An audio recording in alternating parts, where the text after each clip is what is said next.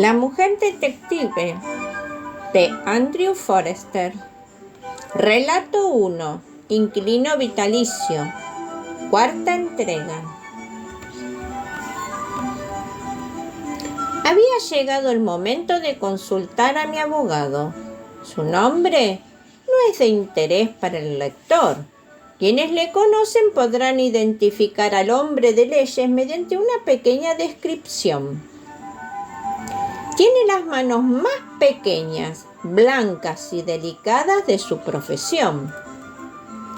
Le expuse el caso en su integridad, de forma oficiosa aunque confidencial, incluyendo nombres, fechas, lugares, sospechas y conclusiones en el orden debido. Creo que lo he entendido, dijo él, pero no le daré hoy mi opinión. Vuelva en una semana. ¡Ay, señor! No puede ser, exclamé yo. No puedo esperar una semana. Vendré dentro de 3 días.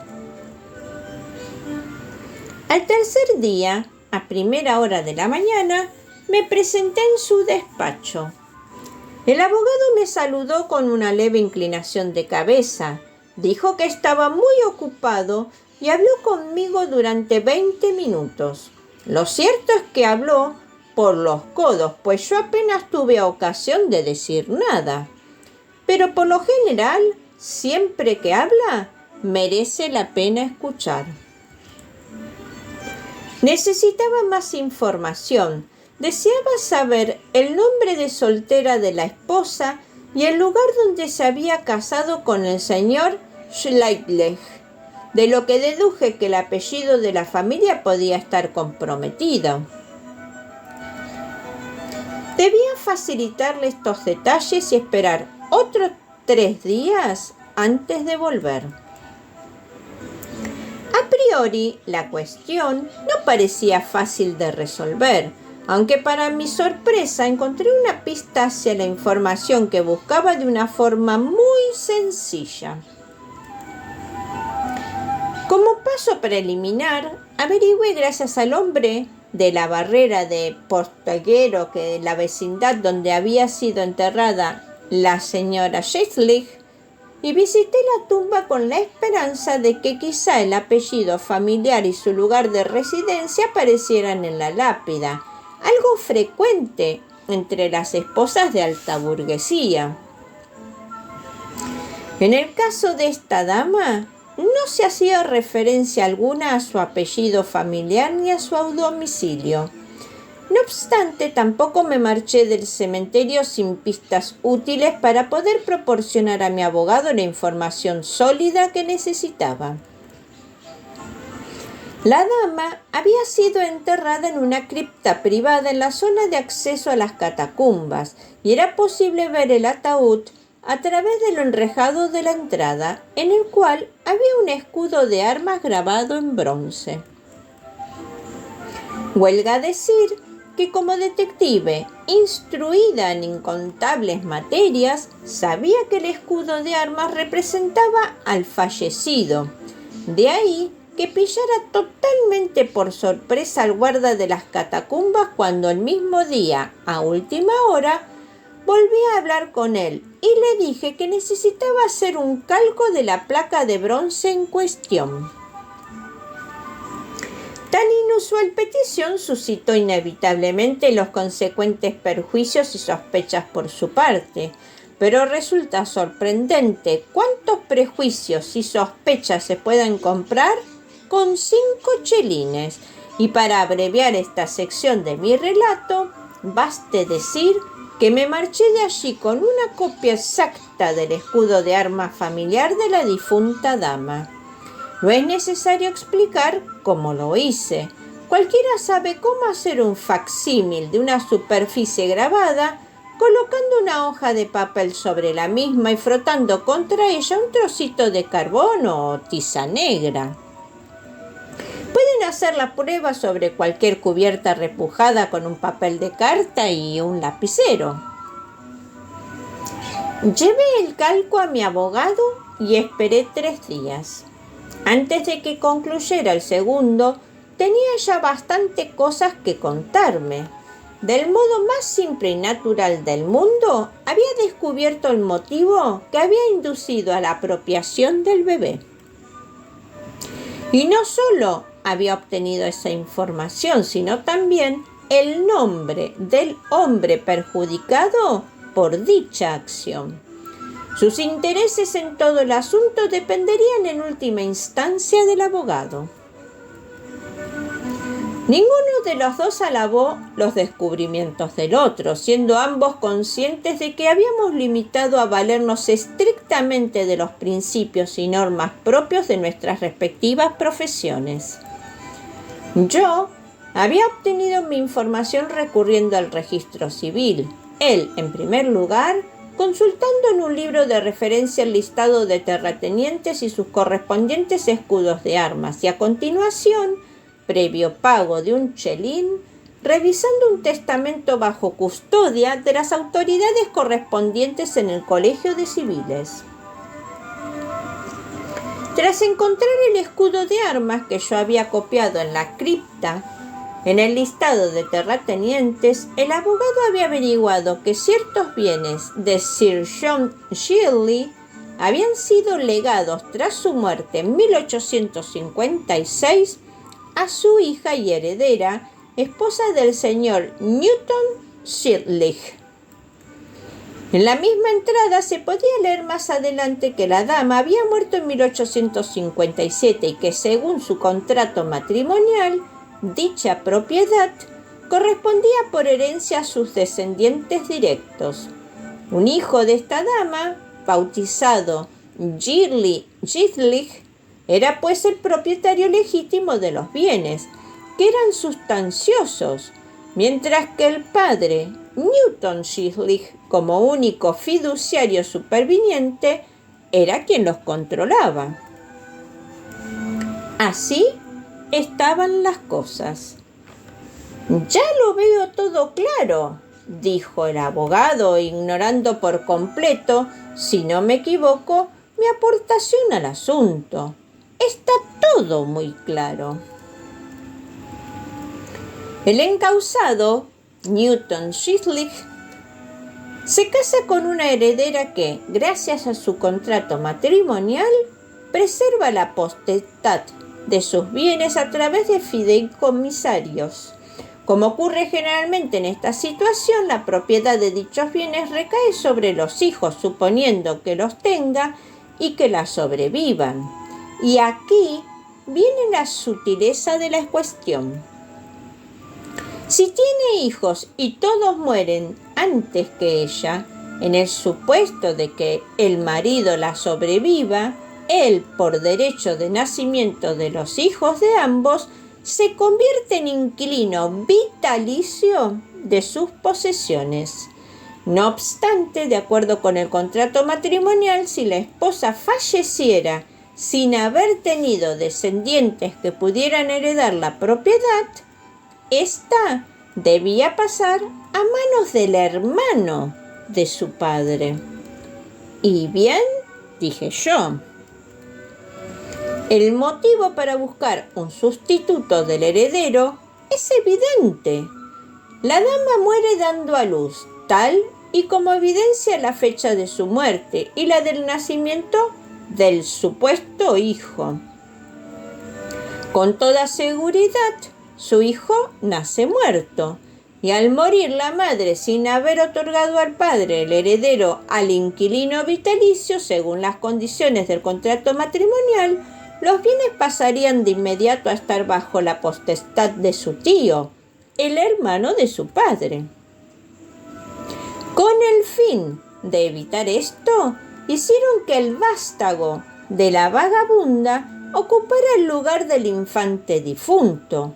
El caso está casi tan claro como cualquier otro de los que haya tenido que elaborar. Pero empecé a decir, ¿y bien? Su argumentación sugiere que hubo cómplices. Sí, 4.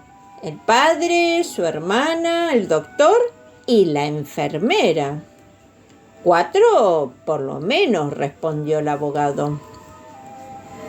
¿Conoce usted o ha oído hablar del auténtico dueño de las propiedades?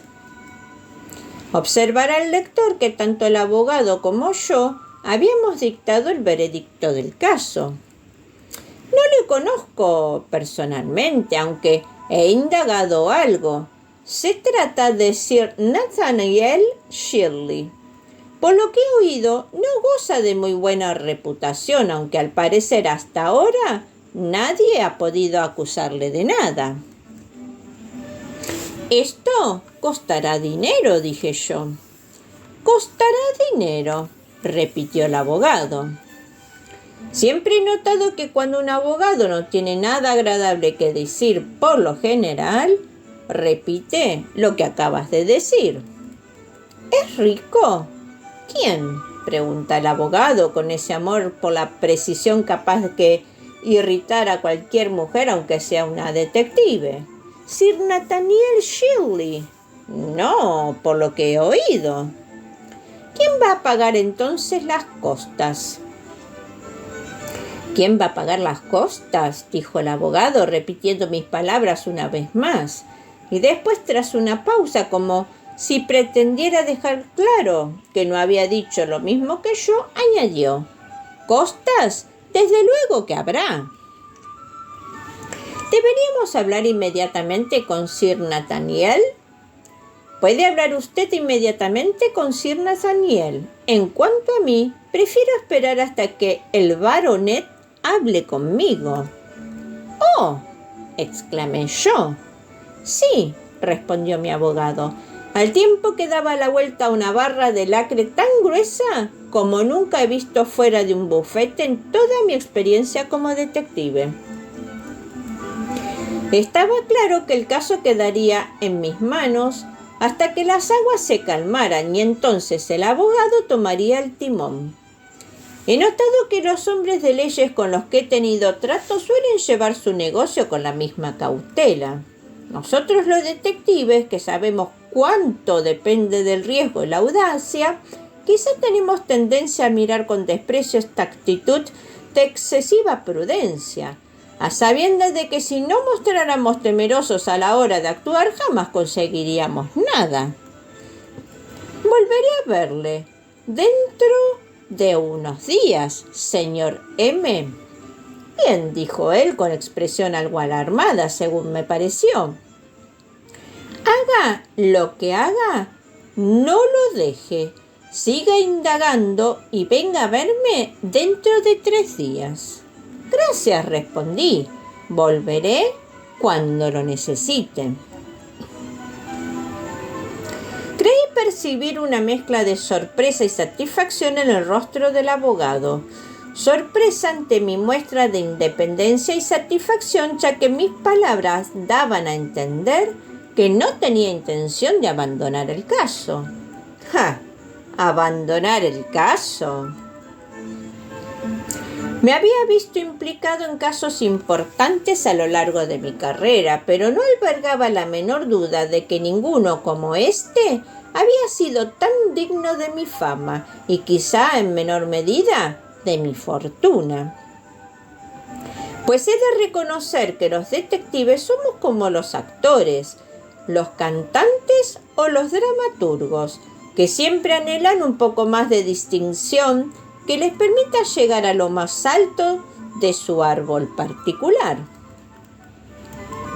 Yo disponía de algunos ahorros, pues no tengo gustos extravagantes, y aunque mis gastos imprescindibles no son desdeñables, llevaba varios años ganando bastante dinero, lo que me había permitido reunir una respetable cantidad.